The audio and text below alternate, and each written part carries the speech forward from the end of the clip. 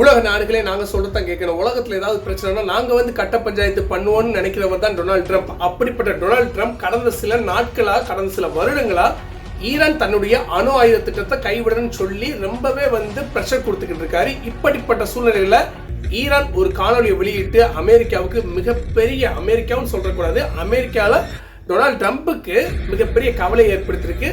அந்த காணொலியில ஈரான் தங்களுடைய நாட்டுக்கு அடியில, பூமிக்கு அடியில பல நவீன ரக ஏவுகணைகளை அடுக்கி வச்சு கிட்டத்தட்ட ஒரு ஏவுகணை நகரம்னு அழைக்கப்படக்கூடிய ஒரு விஷயத்தை பத்தி சொல்லியிருக்காங்க. தங்களுடைய ராணுவ பலத்தை இன்னமும் வந்து அதிகப்படுத்தி இந்த உலகத்துக்கு காமிச்சிருக்காங்க.